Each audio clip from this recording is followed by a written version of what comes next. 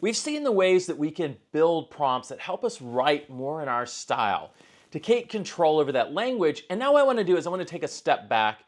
I want to kind of reflect on what we've learned and use it to give you a sense of the core components of a prompt and a mental model of prompts that'll help you to think about, what do I need to change in my prompt to achieve my outcome or goal? Now, we saw one way of doing this, which is preference-driven refinement. Now we're going to look more generally, where do we need to go and look into our prompts when we're not getting something right? Now, there's 5 components to a prompt that I'm going to talk about. And I think these will really help you out in sort of thinking about, what do I need to do to fix this prompt? Why is it going wrong? And where do I need to start? And the model I use is, I want you to think about going and talking to an intern, right? You've just gotten this new intern that's been brought into the office, and now you have to instruct this intern on how to accomplish a task. So one of the very first things that you're going to do with this intern is you're going to give them some instructions. And so what we're going to do when we start thinking about prompts is we're going to start breaking them apart. So I've taken a prompt on writing on a new topic, in this case, the audience persona. And let's imagine it got the audience persona wrong the first time, that it didn't actually get it right and it wasn't exactly what it thought it was. And now I have to instruct it, here's what it really is. So I've taken a prompt where I've gone and fixed all this, and I've broken it apart into these 5 components, and we're going to look at them each one at a time. So here's the 5 components of the prompt: the instructions, the information, the pattern/examples, the output format, and the trigger. And now we're going to talk through how we use these to teach that intern to get the right answer. So first, let's think about instructions. So you have this new intern. You've been, given this intern, you're so excited. What is the first thing you do? You start telling them what to do. You give them instructions on what you want. And so this is the most common thing that people do in prompts, is they focus really just on the instructions. I'm going to tell you what to do without thinking more sort of broadly about all the things and all the activities that we do to teach somebody how to accomplish a task well. Particularly a task that's dealing with text, because most of these large language model tasks are really about going and doing something and then producing some text to reflect the outcome. So you can think of this as, you're going to be telling your intern to do something, but the intern is always going to bring you back a document, a report, an email, a text message, something like that. And so that's part of the mental model, is knowing what we're trying to do is get the intern to do the work, but we're also trying to get that work reflected in text. That's the only way that our intern can communicate with us generally. Now there's other ways, but we're focused on text. So the first thing we're going to do is instructions. I'm not going to spend a ton of time on those, but that's the starting place, is we're going to tell them what to do. And in this case, I'm just saying, write 2 paragraphs about these facts in my style. Now notice, I'm not telling it what the facts are about yet. The second thing that we're going to do with the intern is we're going to give them the information they need to do the job. We are not going to rely on their knowledge. They are a fresh intern. They may not have knowledge of our processes. They may not yet have access to all of our internal documents. They may not know all of the important pieces of the puzzle that need to be brought into the answer that they give. And this is a problem that many people go and have, is they just rely on the intern's knowledge, which it may be out there on the internet. The intern may, be able to remember some web page that the intern saw. But at the end of the day, we don't really want them guessing. And that's what the intern likes to do, right? Is the intern loves to guess, right? It's like being given a test. This intern really wants to do a good job. The intern does not necessarily want to come back and ask questions, although we can tell the intern. That's the flipped interaction pattern. That's the power of telling the intern, ask me questions, is we can instruct them, if you don't know, ask. Just like we would do with any other intern. But this intern is sort of biased from the beginning to try to guess and do a good job. So the second thing we're going to give the intern, and that we're giving the large language model in a prompt, is information that it needs to perform the task. We don't want it to guess. It can't necessarily go and look things up on its own. Now that's can be, overcome with tools and agents, but we're not there yet. So we're going to give it the information that it needs to perform the task in the prompt. Now, what's the next thing that we typically do when we're teaching and we're instructing an intern, is we'll probably go and give them examples, patterns to follow. Here's how it's been done before. Go and look at this and learn from it. Here are examples of other reports that we've written where we've done this analysis. Go and learn from them. So the patterns and the examples in the prompts are something that we give to the intern to go and learn from. Rather than providing all of the different instructions on step-by-step how to do it, instead we can rely on the fact that the intern can learn. This is huge, and this is something that is underappreciated in large language models by many people when they're prompting, is we can teach the intern things through examples like we did with our writing, where we showed it samples of our writing and it learned from those samples. It learned to build up rules in its head of how to write like me or write like the samples that we gave it. And so learning is a core part of this, and learning from examples is a really important thing that we need to think about in our prompts. In fact, it's one of the most underutilized parts of a prompt by most people that can have the most impact. You can quickly go from a prompt that just is not working very consistently or very well to one that works like all the time. And so examples are super important because teaching through examples is really powerful. The next one that is underappreciated is the output format. Now, what is this? This is like when you hand your intern a template for what you want. You hand them a document with placeholders and you tell the intern, this is the format that I want it in. Here are the placeholders that I want you to fill in. Go and follow this recipe. It's providing structure. It helps the intern in so many ways because the intern can look at this document and say, this is exactly the information I need. This is exactly how I have to format it. And it can take away some of the mental load of thinking about what is it supposed to look like. Now, we could try to get to the same place by going in the beginning and saying, here's all the instructions on what sections I want and how many and how they should be formatted. And we could try to represent that all as instructions. But often what's helpful is to give the intern a template for what we want. Hand that template off and then take control over the format of the output. But the template also can provide structure to help, guide the thinking or what information the intern is going to go and produce. And then the last one is an interesting one that I don't see used that often. It's not one that you have to know, but in many cases it can be really powerful, especially when you want to eliminate some ambiguity about what is it you're going to do first. So I call this the trigger. You might think of this as the place to start. And what we want to remember is that large language models are trying to predict the next word in a sentence. So, if you've ever seen one of my prior courses, you've seen me talk about Mary had a little lamb. And we say Mary had a, and they tried to get the large language model to predict little, the next word in the sentence, right? It's being trained to follow patterns, right? And we want to exploit that and take advantage of it to try to get the intern headed in the right direction by giving them the first step. And often the way that we can give them the first step is we can start writing the first bit of the output. We're giving the intern, we're going to say, we're going to start right here and we're going to start writing out the overview first. So in this example, what I'm doing is I'm saying the first section we're going to write is overview, and then we're stopping. The intern's like, okay, I'll go and finish it.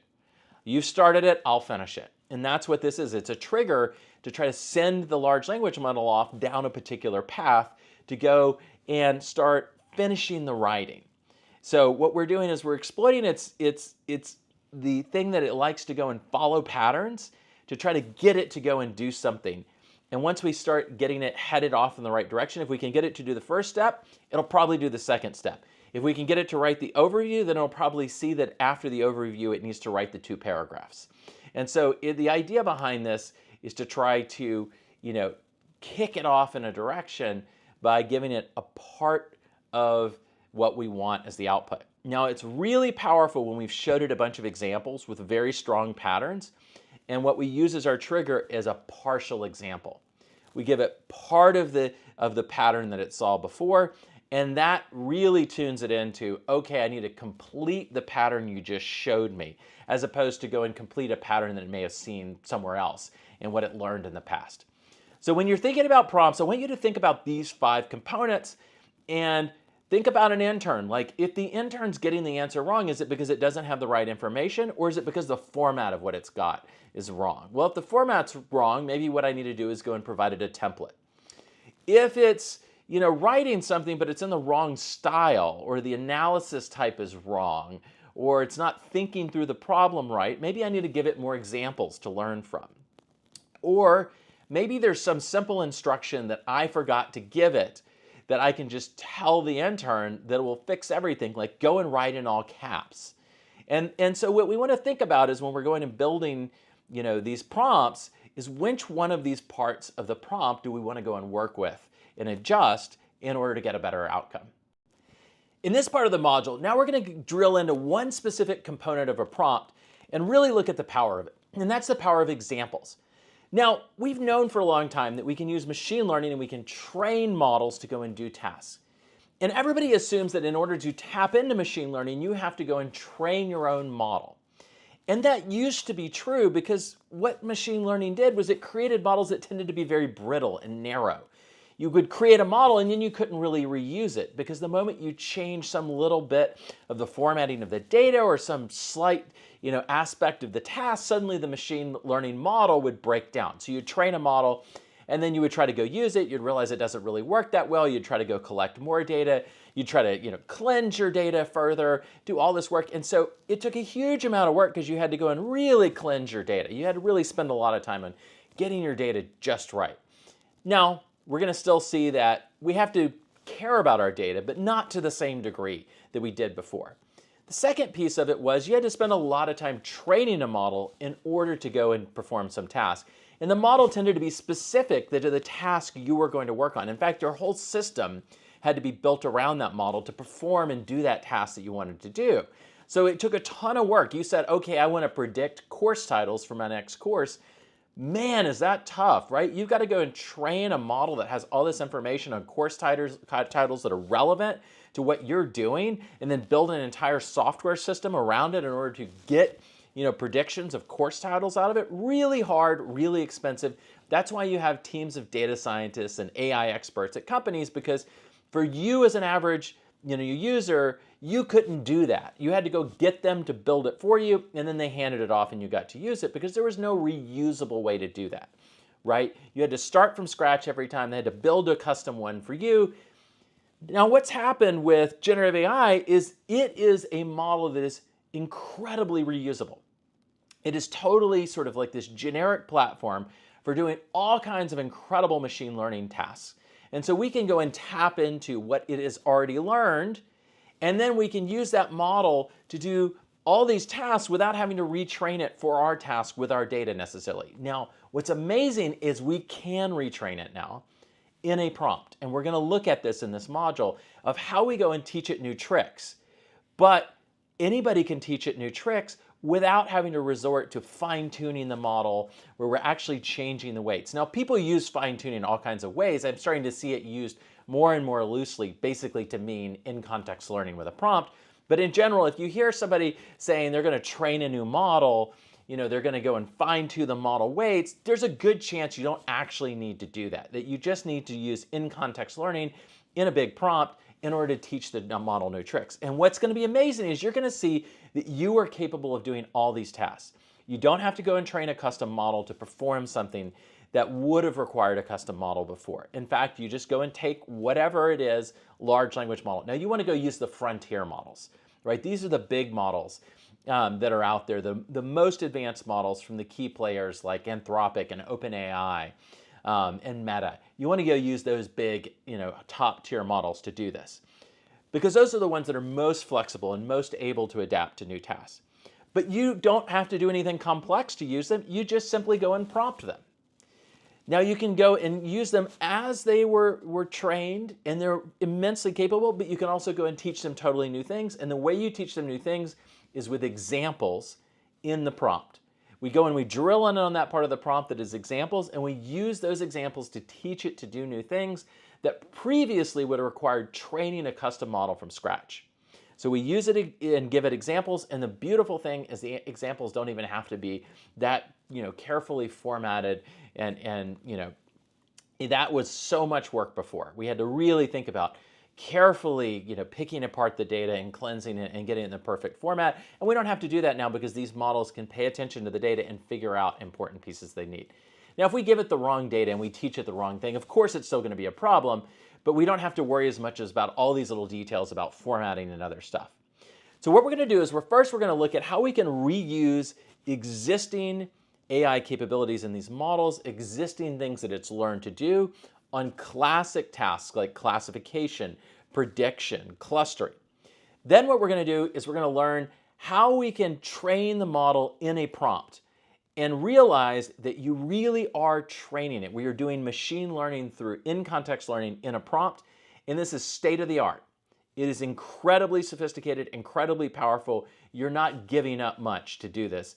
In many cases, you're actually going to beat out state of the art if you'd gone and spent a vast fortune to train your own model. And there's many examples of this. For example, Bloomberg went and trained their own custom model on their own data. I think it cost $10 million, and out of the box, GPT-4 was better at those same tasks. So you could go and do really, really well with what's just there. You just have to know how to tap into these things, and you have to recognize that you are a data scientist and AI person now that can tap into those capabilities. And now is probably the time to go and learn about how the ways you evaluate the outputs, which is going to be beyond the context of this class, or how you use these different building blocks. But I'm going to get you started showing you how to tap into these models as a reusable model that can be used across a variety of different task types, and then how you can teach it new tasks, how you can teach it from your data, and all through prompt engineering. One of the amazing things about generative AI is we can actually use prompt engineering to tap into machine learning and to do all kinds of AI tasks that only specialized skills allowed you to do before. You had to be a data scientist or some AI expert to go and do a lot of the things that we're about to do with generative AI and simple prompts. Now, this is something that people don't recognize, is that they have some of the most advanced AI and machine learning at their fingertips now, and you don't have to go and do a bunch of crazy stuff to access it. In fact, all you need is prompts and copy and paste, and you can do wildly powerful things. In fact, many of the things that I'm going to show you that you can do with generative AI in terms of AI and machine learning would not have been possible. It wouldn't matter of how sophisticated of a data scientist or AI expert you were before this stuff came out. A year or two ago, nobody on the planet could do what you're going to do as well as you can do it now with Anthropic Claude or one of the other models. And I'm going to show all of this with Anthropic Claude.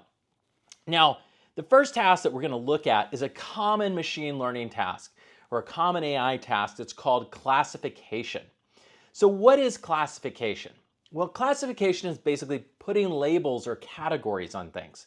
So you can imagine you have a bunch of objects on a table and you want to label them as either being a fruit or a vegetable. And so you're going to go and look at each object and you're going to apply the label. That is classification. Or you can think of it as applying a category, putting things into categories. This is a vegetable. This is a fruit. That is classification. And it is a foundational thing that you do in all kinds of systems that use machine learning and AI, and you can do it super easily, and it's incredibly useful.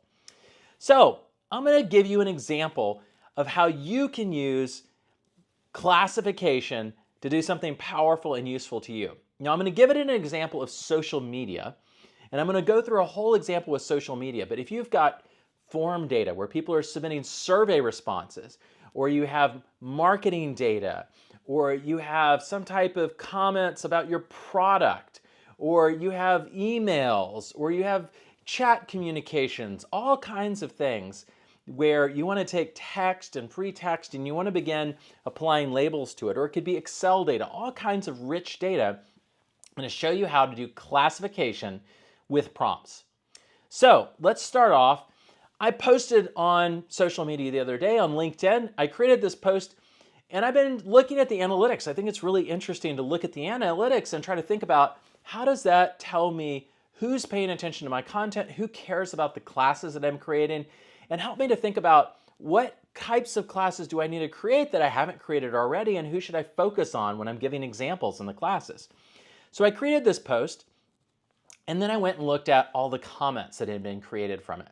Now, how do we get from LinkedIn and the page that I'm looking at in order to get data out of that in order to do machine learning, right? Everybody thinks, oh, I need to go and get access to the API and I need to cleanse that data and I have to do all these careful steps and it's going to take so much work to do that. No, all it takes now is copy and paste. Absolutely mind-blowing. So what did I do? I went and copied, I selected all of those comments, I just highlighted them all on the page, and I hit copy. with all the weird formatting from the page and the HTML and everything else. And I'm going to take that raw text, which you see here. It's much, much longer than this. I mean, this was huge amount of text. And I think it was like the text from like 60 plus comments. And this is what it looks like. You notice something about it. It's not formatted well. It's got like 2D, meaning like 2 days ago, and like, reply, two replies on, comment, all this weird stuff. It's got the actual comments. It actually got the actual, job titles and names of people and things like that. But you see something interesting. I haven't carefully formatted this or reshaped it in any way in order to do this task. All I've done is grabbed the raw text. And this capability of generative AI is fundamentally underestimated, the importance of it and the power of it. And then I take that and I'm going to go into Anthropic Claude, and at the top of my prompt, I copied and pasted that comment information in. Now, Claude, the way it shows it is kind of nice. What it does is it says a file attached. Now, actually, that file is the data that I pasted in, the text that I pasted in, and now it allows me to focus on my prompt. But if you were in another tool like ChatGPT and you'd copied this, pasted this in, you would see it like up above the prompt as just raw text. In this case, it's showing it like an attachment. And then I say, please help me classify the comments in the response to my post. I want to classify the response into the categories agree, disagree, neutral, and other. So those are my classes. I want it to label every single comment with one of those labels. And this would be extraordinarily difficult to do with machine learning prior to this. It would take you a lot of work to go and build that system to do it, and you'd have to clean up the data and do a bunch of stuff in order to get this to work well, particularly as powerfully as we're going to see it work. And then I tell it produce the output as a CSV, meaning comma-separated values, like you could import into Excel, in the following format: job title, comma, 5-word summary, comma, response category. So I'm actually doing some other tasks as well in here, like summarization. But you'll notice I'm taking the data and I'm applying classification to it, and I'm also reshaping it at the same time into a new output using the template pattern. And this is a really powerful pattern to know, is taking control over the format of the output and then putting that data into that format. So this is my prompt, and now what do we see? It goes through and it takes all of the raw comment data and it reshapes it into comma-separated values. So we've got rows of data, 1 row per comment. And then for each comment, we've got the title, the job title of the person that posted it, the summary, the 5-word summary of their post or their comment, and then the class label, which is where the classification is happening, which is agree or disagree. And well, in this case, everybody that commented on it agreed with what I was saying. And I read through this and I think it's actually pretty accurate. Now, it makes sense, right? If I'm posting on LinkedIn and the people that are following me are probably going to respond if they agree. So a lot of people are agreeing with me here. If I went further into this, I could have probably found a section where there's some neutral or some other labels here. But most of these labels are basically agree, and it's doing classification. To do that before would be extraordinarily difficult, but all I had to do, if you remember, and we go back and we look, is I took the raw data in this format right here. That's crazy, right? There is no data sanitization, no cleansing, no special reformatting, no nothing to get the machine learning to happen. And that itself is a dramatic improvement. That one unlocks the machine learning capabilities to average people, because you don't have to go and do all this crazy programmatic stuff. Copy and paste is your entry point into a lot of these tasks. And then I put together the prompt, and the key in the prompt is I tell it, I want you to classify. And now rather than going and training a custom model or doing some crazy thing, I'm just telling it, perform this task. It's already trained and knows how to do classification. And it's learning my labels right here that I'm providing and can actually go and apply them. Now, we'll find ways that we can improve this and make it even better, especially when it doesn't know or understand these labels later. And then we get really good classification, like absolute top tier classification of these text-based responses. Now, if you think of all the things like comments on my product, reviews of my product, articles, sentiment on stocks, I did a bunch of surveys of my users, or I held a workshop and I want to see what people's feedback was and I want to classify it. That's a really, really powerful capability that now we can tap into simply by going in and saying, classify this, and then giving the labels.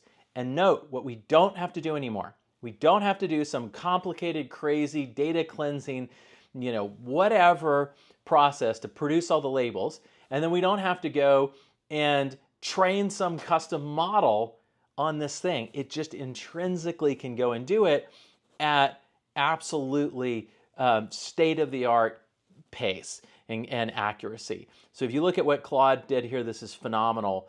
And all you have to do is tap into this is some prompt engineering. Now we're going to look at another common task that we've typically associated only with people that have been able to do machine learning or AI, and that's clustering. How do we take our data and try to group it together into groups that have similar properties to them? So for example, you can imagine that we have a bunch of items on a table and we look at them and we say, well, what are natural groupings? So we might want to think about grouping things that have similar color together and going and identifying that color is a common attribute, and that we can use it to, let's say, group into 3 groups or 3 clusters. Or we might look and we may say the type of object. So in some cases we have vegetables, and in some cases we have fruits. And so we're going to group based on that or cluster based on that.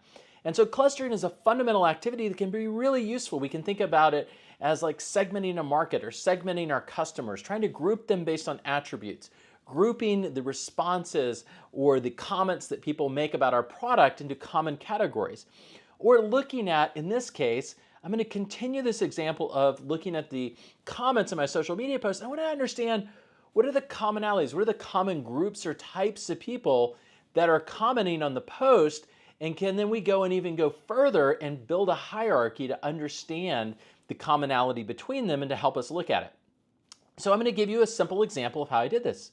I followed up in that original conversation and I said, please create a taxonomy of the job roles that people people that responded. Output the taxonomy as an ASCII tree. So I'm asking Claude, go and essentially cluster them together, but then to go even further and turn it into a taxonomy, basically a hierarchical representation of the categories and then where all the items fit in this hierarchy. And that's a really, really complex task, something that's very difficult to do, especially if you're taking just really raw data like we are here, and in this conversation, we're going to not only cluster it, but we're going to build it into an entire taxonomy. I'm also using the template pattern again to go and say output the taxonomy as an ASCII tree, so I'm taking control over the output format. And so here's what I get. Basically, it goes through and it dissects that data and all of the job roles of the people that are posting and commenting on my post. And now I can look at that and see common clusters. For example, I see that there's a bunch of people that have job roles related to AI and data. And it's identified that commonality between these job roles. And it's basically pulled that up into a sort of common category. But then it's also saying, but there's a bigger cluster that we can see, technology and AI.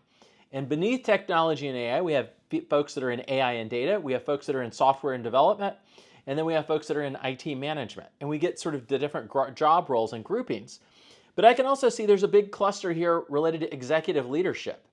So there's CEOs, co-founders, managing directors. And now I can see that that's an interesting demographic or set of job roles that I might want to pay attention to in my content, and my roadmap for creating courses.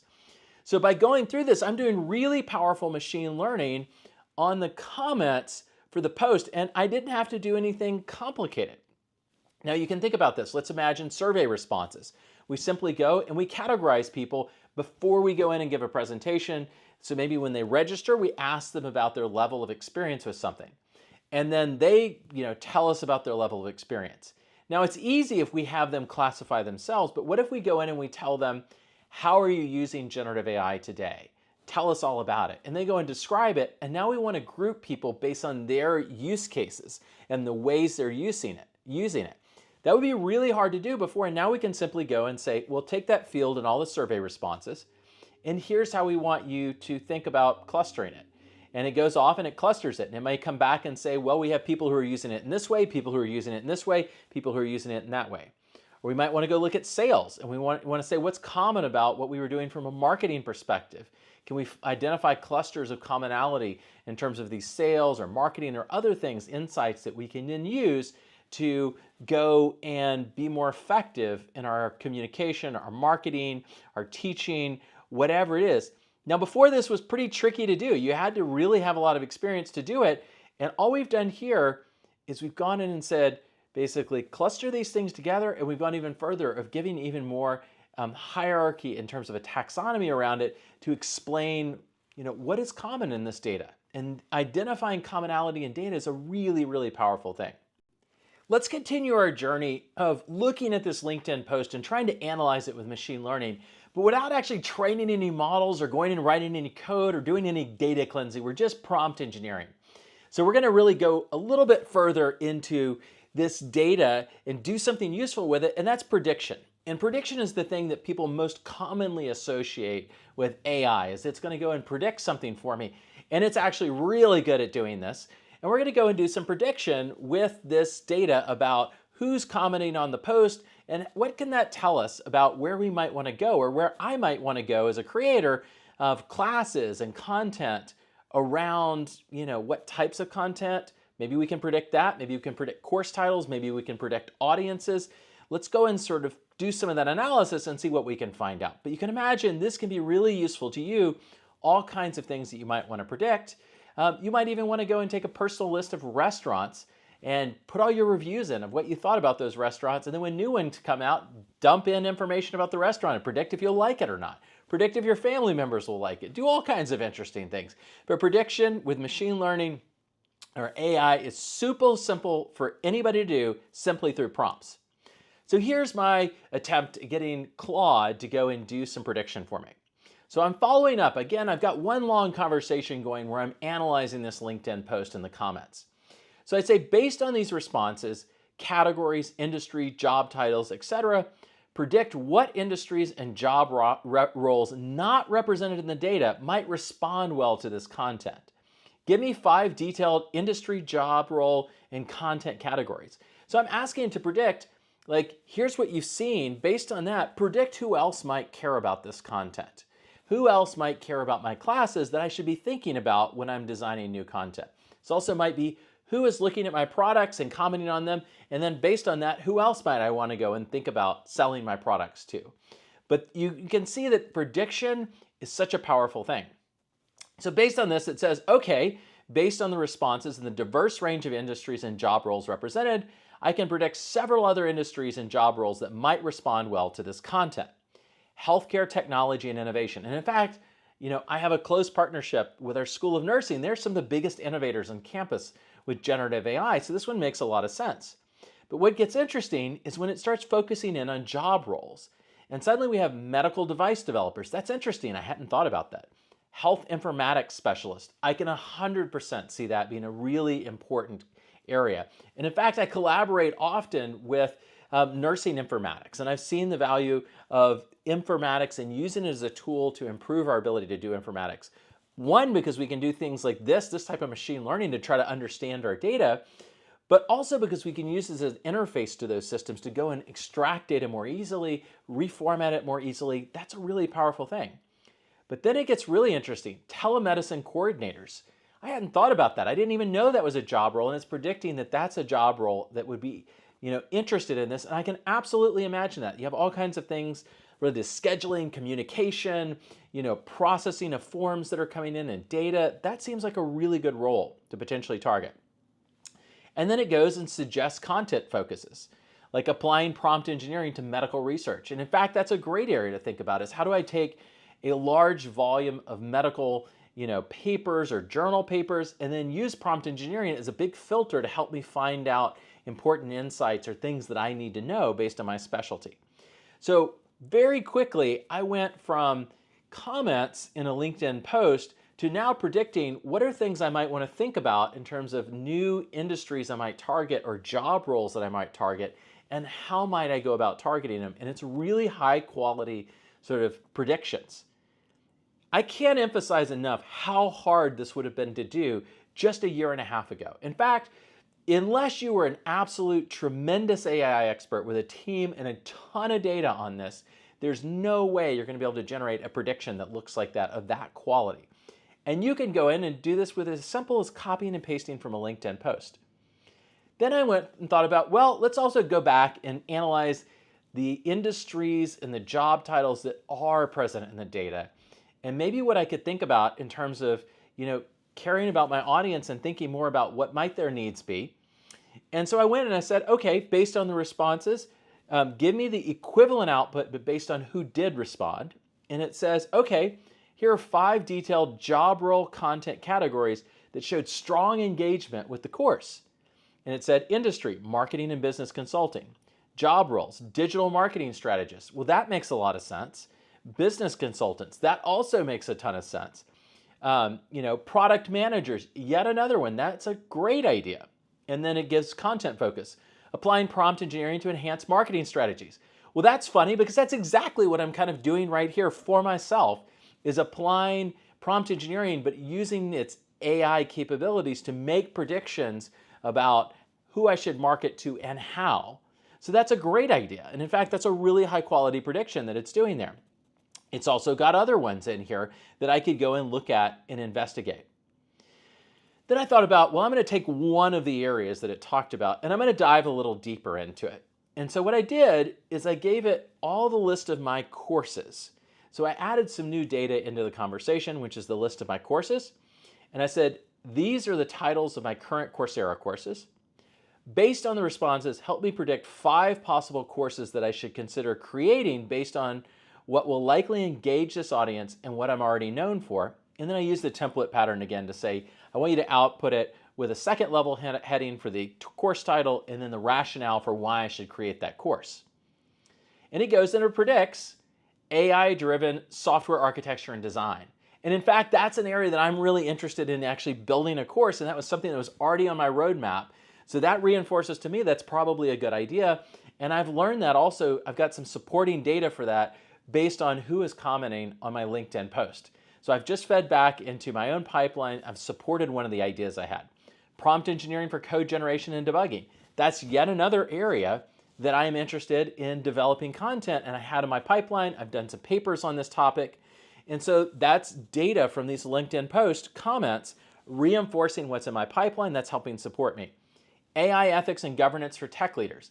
That's not something I'd thought of. And that's probably a good idea. I should probably think through that. What does a good course look like for that? And that's all coming from real machine learning being done on the data from this LinkedIn post. Now notice what I didn't do. It wasn't this huge data cleansing process. It wasn't some super complicated technical thing where you had to learn how to train all these things and all the ins and outs of the different objective functions and epochs and all this stuff that you might need to know to do this effectively. No, it's just go and prompt. And you can do this too, which is what's really fascinating. You think about all the ways that using it to analyze data to help you personally, there's so many areas just from just individual life things of like what restaurants I should pay attention to, or what's happening in the news that might interest me, or what in all these journals related to my discipline should I know about that's new and exciting. Or, people just did this survey related to some, course I gave or some workshop I was at. What did they tell me? What can I learn from that feedback? So many things of immense value, and now they can be accessed really simply through prompt engineering. Let's look at another common task that we think of being done with AI, and it's one that's drawn a lot of attention because we use it all the time in e-commerce probably. When we go and try to buy things, and then other products get recommended to us based on the other things that we've browsed or looked at or bought or some other information about us.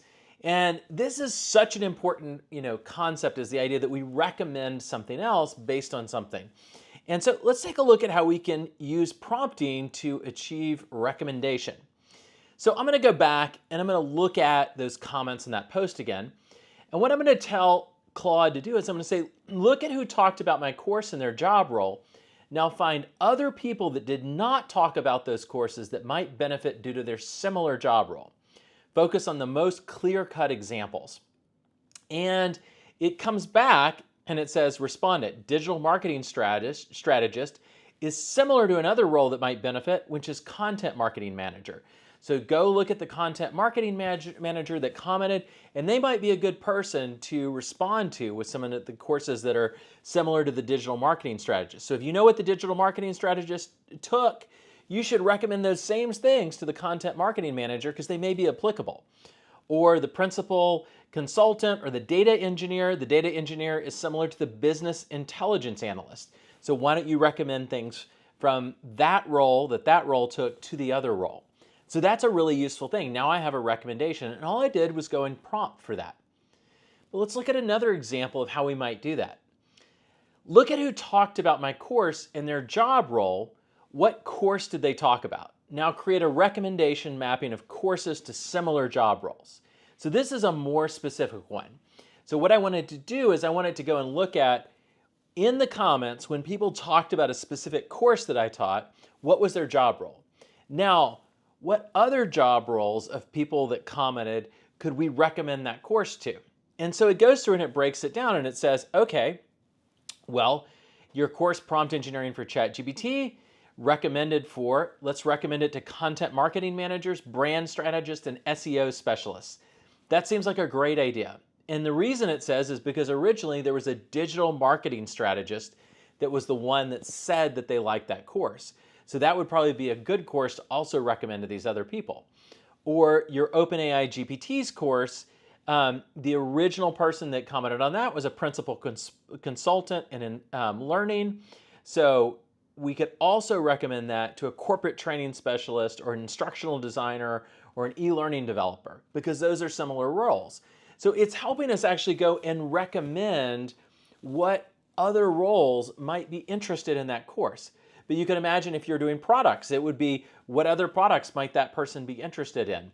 Or what other training might they be interested in? Or what other, you name it, you fill in what you want to recommend.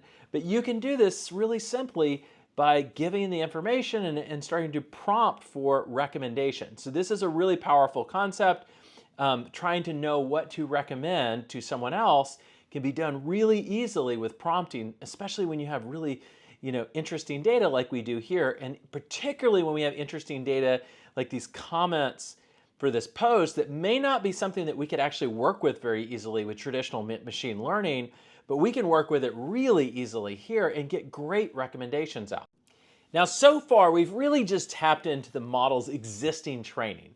We haven't really taught it anything new. We've given it new information and we've had it do different AI-related tasks on that information, but it hasn't really been trained with anything new. Now, we've given it new instructions, but we haven't given it new training data per se. And we can essentially do that with in-context learning.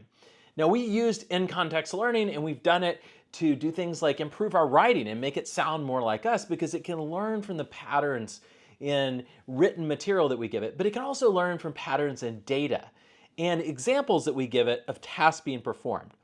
And so let's look at how this plays out in using it in a machine learning context.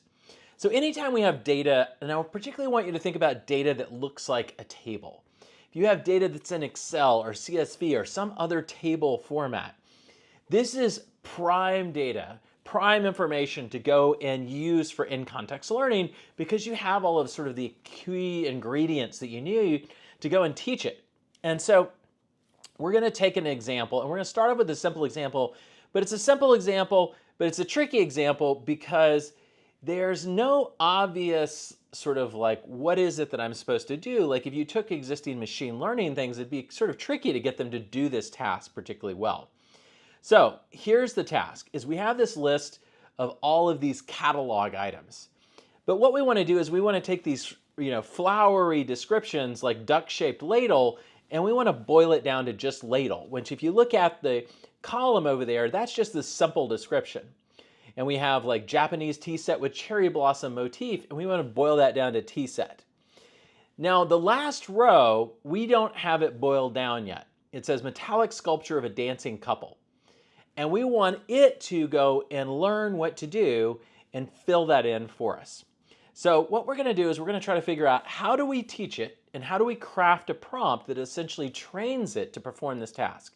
Because that's what our prompt is going to be doing. Our prompt is essentially going to be training the model through in-context learning to be able to accomplish this task, which is this stripping down of the data and filling in that column, that missing column. And I want you to think about that. Like, let's say I had a table of data and there was a column that I wanted to fill in or predict. How would I go about doing that? And this is what you're going to do. Now, typically the way we want to do this is we want to take that data and we want to reshape it a little bit. And the way we typically want to reshape it is we want to create a set of examples that show the correct input and then the correct output. And there's many different formats you can use for this, but I'm going to start with a really simple one, which is I'm going to show it the correct input, like what the row would be, and then the correct output, which is what that last column should be. So I start off with the first row in the data, and it's this Q106582670 duck-shaped ladle, and that is my example input. And I've given it the instructions that it should go and complete the pattern. Now, this is what my input is formatted as, and that's essentially every row. I'm going to go show it everything except the last column. That's going to be the input. And then the output is going to be the last column that I'm trying to predict. So I want you to think about this in terms of a table and imagining there's a last column that you're trying to predict the value for or fill in the value for. And it could be classification, it could be recommendation, it could be prediction, it could be whatever that task is. But I want you to get this mental model of a table where the thing you're looking for is that last missing column that we want to fill in. Now, when we format it, what we do is we say the data that's in the columns that we know is going to be this input like this. We show it input colon and then that column. And it could be tabular separated data, space separated data, comma separated data, however you want to do it. But what's generally important is that it's all in one row with no line breaks. So if you need to try to get rid of the line breaks if you can. Then we show it the last column, but we say output colon last column. And the idea behind this is we're teaching it, if you see this input, this is the output that we're expecting. So this is how we're reshaping that table into a prompt. Now, once we've done that, then what we're going to do is we're going to go and try to get it to fill in a missing label. So you'll notice right above this output right here, what I've got is essentially the input that I'm looking to produce the label for. So in this case, it's large porcelain teapot. And so I've showed it all the columns that I have, and now I'm trying to get it to predict the missing column by saying output colon, and basically telling it, hey, I need to know what the output is for this. Basically, I need to know what the missing column is. And then when I go and do that, what it says is teapot, which is the correct answer. Now you notice I didn't tell it how to perform the task. I didn't say go and look at this and try to remove all the flowery language and boil it down to one object. I just showed it examples. And essentially what we've done is we've trained the model in a prompt to perform this task. It's performed the task for us on the new input, and then it's given us the new column that we can now put into the data. And the correct column is teapot like we see here. Now you can take any type of data. Now it won't always work. It can't always figure out what the answer is because there may not be enough information. But you see the kind of the structure I want you to have in your head is anytime I see a table, if there is a column that I want to be able to predict or fill in some way, then I can think about how to reshape that table as a prompt where I take my prior information and I put it in this format, and then I use this last column as something I'm going to predict, and I do output colon and I try to get it. Now you can have different prefixes. Prefix can matter, it cannot matter. It's a little bit of something that you have to think about depending on what you're trying to get it to do, but input output tends to work pretty well. So now let's take a longer example and see how we might do this and start scaling it up on more data. So I've built my prompt, and it doesn't fit on the one screen anymore, but I've built my prompt, and it basically has all of the examples of the task correctly performed. Here's the input, here's the correct output, and that's basically showing each row where I have the correct value for the column. And now what I want to do is fill in a whole bunch of rows. I want to fill in the column for a whole bunch of rows that I don't have that column for. And so what I do is I've built my existing prompt, and now I can save that thing. I can use it over and over with that essentially training data. And now what I'm going to do is I'm going to say, create the output for each of the following inputs. Now it probably would have been better if I'd gone ahead and prefixed each of these with input, but I got a little lazy, and Claude is really smart. So it was able to figure it out. And what we get now is it goes through and it processes each and every row, and it performs the task that it has learned. So now it's essentially doing batch processing of that task on that input data that I gave it. And notice I never gave it instructions about how to do this. It just learned it. And this is the power of in-context learning, is we can go and teach it new things. When you start thinking of all the tables you work with on a daily basis, and this simple idea that maybe I can translate that table into a prompt that then it can use to help me predict some missing column or some column I'd like to automate filling in, you can start to see where this gets really powerful.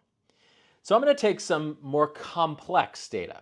So this is a data set that I got off of Kaggle, which is where you can go and download open data sets, and it's a whole bunch of online courses, and it has enrollment, it has rating, it has some other information about them, and it also has a category. So what we're going to do is classification. We're going to have it learn to classify these different classes into their category, or what is the category? Is it a technology class, a marketing, a finance, an office tools class?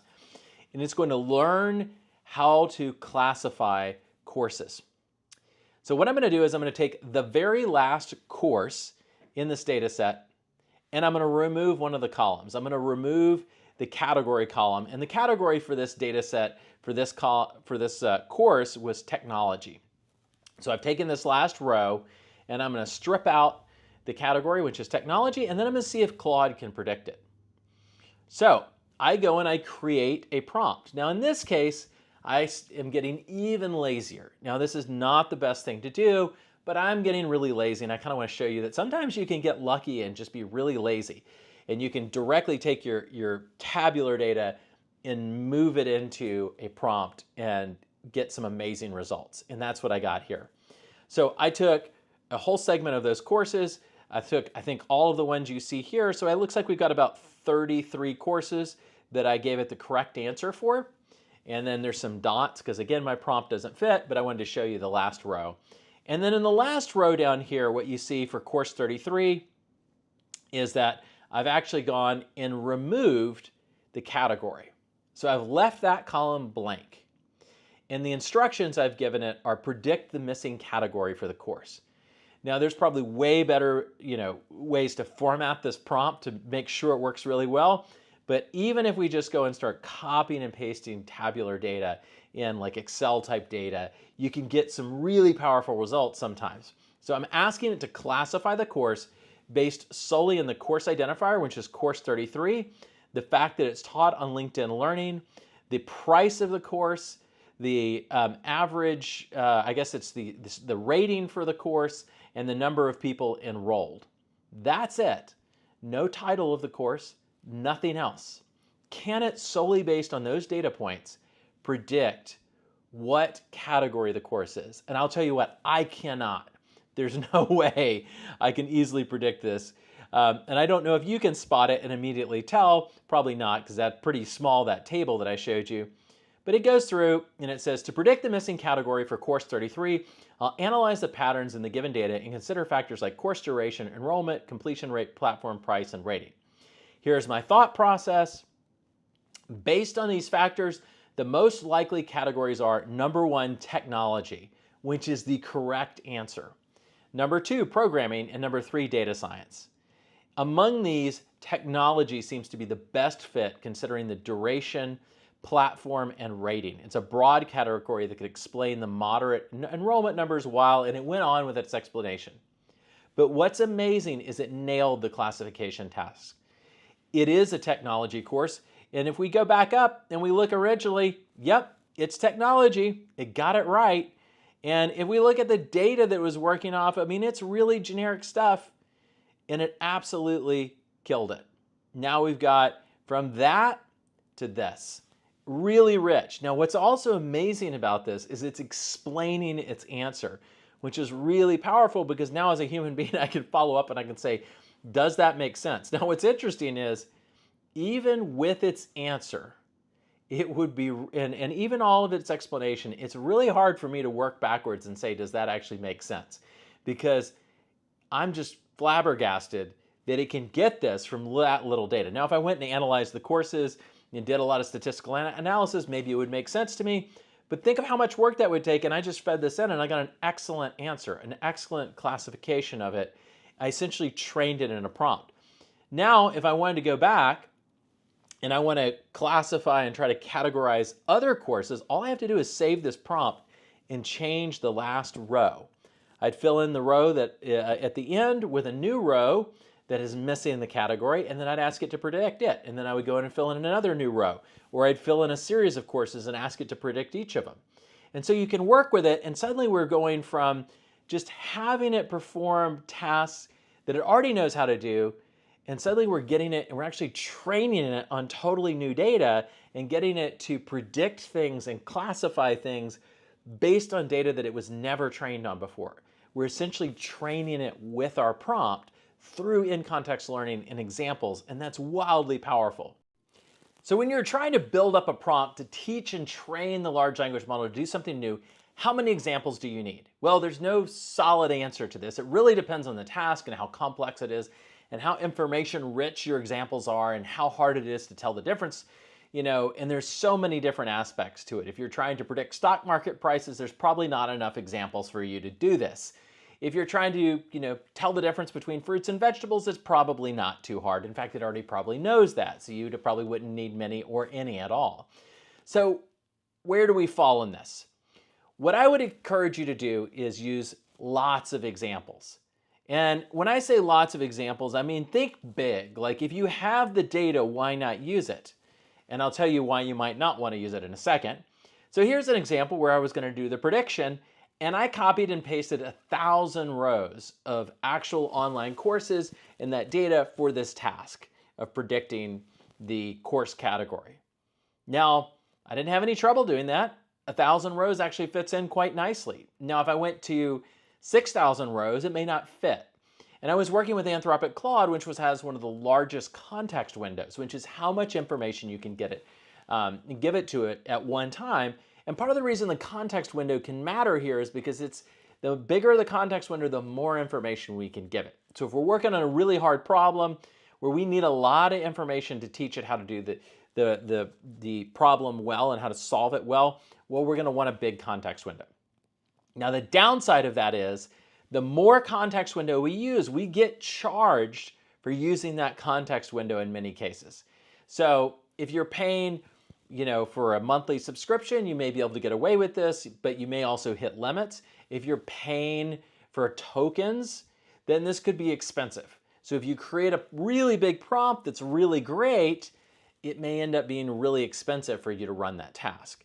So you have this trade-off between how much information you want to give it at one time, the accuracy you'll get out. So the more examples you give it, you're probably going to get better accuracy, but at the same time, you're going to probably pay more for more examples in that prompt. So you may not want to put too many in there. There is the possibility if you put a ton of examples in there, if they aren't good examples, it can actually hurt it. And so you want to be careful, right? It's just like always, even though it's easy to get started with this, it doesn't mean it's always easy to do in reality for any given task. Lots of tasks you can do really well, but some are going to be really hard. This categorization of classes is probably really hard to do and to do it well. So you're going to have to figure out what examples go in there, how many of them, and you're going to have to balance that against cost, speed, and other things. So here's some rough heuristics. You probably, want a bunch of examples. Now, what is a bunch? It could be 10 or 20, can often be a really good number to make a prompt work really well. So when it's really just about getting the prompt to figure out what you want it to do without like having to put a ton of instructions in there, when we talked about this trade-off between instructions and examples, if really what you're fighting with is you're trying to more concisely explain what you want through examples, then probably a small number of examples is going to be sufficient with a few instructions. If you are truly trying to do a task that's really hard to do, think this course labeling where we're going to try to figure out which course or which category this course falls into, and I as a human being cannot look at it and do this easily. You're going to need a lot of examples probably to get this to work, if it's even possible. There may not be enough information to actually do this reliably. So the harder the task is for a human, you can probably think the more examples we're going to have. Now, if it's something where you can show somebody a small number of examples and you've really fully contained all the information you need and basically all of the intrinsic rules that they're going to need to know, probably the LLM is going to be able to do it pretty well. So if you think about like when we were trying to get it to understand the two women who were having the conversation and we wanted to figure out to write in all caps, we just needed to add a few more examples and then it got it. And it started writing in all caps for one of the people that was in the conversation. So you have to think carefully about this, but in general, you can create giant prompts with 1,000 examples, and that should not be off the table. That should be something you could think about doing. At the same time, you want to make sure that there's quality to your data. So if you have thousands of examples and they're all garbage, it's not going to work. Most of the time, you probably just need a few examples added to your prompt to get really good results out. So the examples are like this secret tool that you can use to often get much better performance out of prompts, particularly when it's not about really doing some really sophisticated, complex task. It's just about getting your prompt to work and work more reliably. Now, what if you are doing a simple task and you want some examples to go into the prompt and you don't know how to get them? Well, the simplest thing to do is to simply go and start trying to generate them. And that's what I'm giving you an example of here. As I went and I said, I need you to help me create a classification data set for fruits and vegetables. Super easy task. It probably doesn't need any examples to do this well, but maybe I want to have this format, and I'm saying the format should be input, insert fruit, vegetable name. And basically what I'm saying is like, it should have said insert fruit or vegetable name. It's helping me out here. It knows what I meant.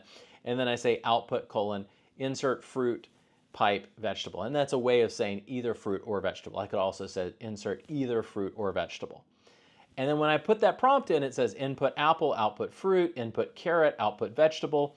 And now I've got some data set. Now the second thing I would do after I generated this is I would go and look at each example as a human being. I would verify that they're correct. If any of them aren't correct, I would not use them. And I can generate over and over, and then I can copy and paste them up into my prompt when it starts doing the things I want. Now, if you see the parallel between this and preference-driven refinement, it's because there's a total parallel. And I'm tapping into the same thing with preference-driven refinement. I'm having it generate. I'm looking at what it gets right. I'm taking what it gets right. I'm moving it into the prompt. And then I'm using that to modify the prompt so that it does more of that right thing. It learns from what it did right because I introduce it as an example. And that's the same thing we're doing here, is we're just generating examples that we're selecting from them, moving them back into the prompt. So that same way that we did preference-driven refinement to refine our writing, we can do it for prompts in general where we're going to add examples to them to help them work better. And what we do is we simply go and generate like we do here. We take the ones where it got it right, we copy and paste them, we move them up into the prompt, and then that'll help it do more of the right thing. Now this is all predicated on that you can get it to generate examples that are correct.